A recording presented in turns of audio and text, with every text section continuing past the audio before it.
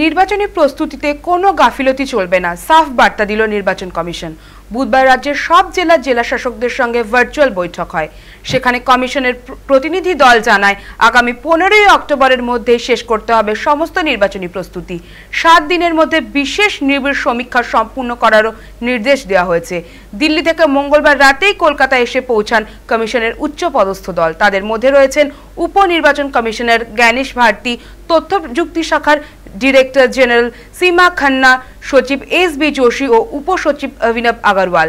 তাদের নেতৃত্বে বুধবার সকালে ভার্চুয়াল বৈঠক অনুষ্ঠিত হয়। উত্তরবঙ্গের দুর্যোগ পরিস্থিতির কারণে অনেক জেলার প্রশাসক বৈঠকে থাকতে পারেননি। কমিশন জানিয়েছে তাদের সঙ্গে শীঘ্রই আলাদা বৈঠক হবে। এদিন কমিশন প্রতিটি জেলার প্রস্তুতির খতিয়ে দেখে জানায় বিজ্ঞপ্তি প্রকাশের 4-5 দিনের মধ্যেই অন্তত 30% ফর্ম ছাপানোর কাজ শেষ করতে হবে। প্রতিটি জেলার নিজস্ব পরিকাঠামো ব্যবহার করতে হবে, বাইরে থেকে ফর্ম আনার অনুমতি নেই।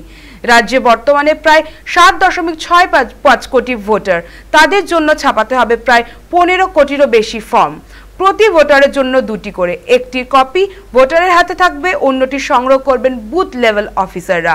পাশাপাশি বিহারের উদাহরণ টেনে কমিশনার উপনির্বাচন কমিশনার স্পষ্ট জানিয়ে দেন দায়িত্বে গাফিলতি হলে বাংলাতেও ব্যবস্থা নেওয়া হবে।